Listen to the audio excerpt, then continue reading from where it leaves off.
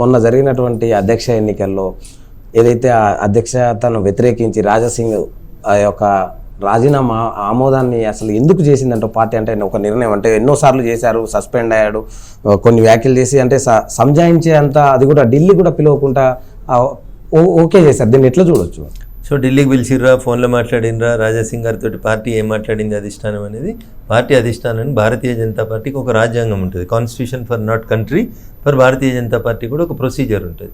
ఆ ప్రొసీజర్ ప్రకారమే మా కేంద్ర నాయకత్వం చేయాల్సిన పనులన్నీ చేసిన తర్వాతనే మాట్లాడి ఉంటారు తప్ప అట్లా అబ్రప్ట్గా అట్లా అర్ధరాత్రి తీసేసిన అట్లా ఏముండదు. భారతీయ జనతా పార్టీలో పార్టీ కేంద్ర నాయకత్వం తీసుకున్నటువంటి నిర్ణయాన్ని ఒక క్రమశిక్షణ కలిగినటువంటి కార్యకర్తగా we will obey it.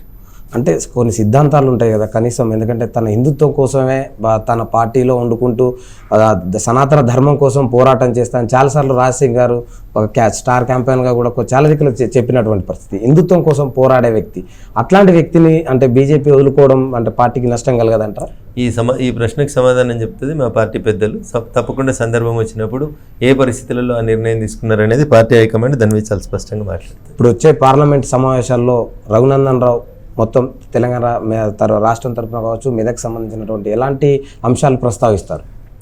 Raghunandan Rao parliament సభ్యుడిగా గెలిచినట్టు నుంచి మొదలుకుంటే ఈ రోజు దాకా గత 4 దశాబ్దాలుగా ఈ నియోజకవర్గంతో పాటు ఈ రాష్ట్రానికి రావాల్సినటువంటి అనేక సమస్యల్ని లేవనెత్తినాం.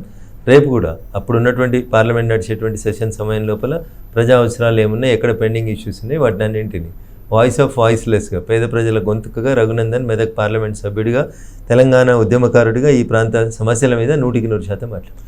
రఘునందన్ రావు సామాజిక వర్గం తక్కువగా ఉంటుంది, అందుకే కేంద్ర మంత్రిగా కూడా రాలేకపోయిందనే దాంట్లో ఎట్లా దీన్ని అట్లా అనుకోవచ్చా?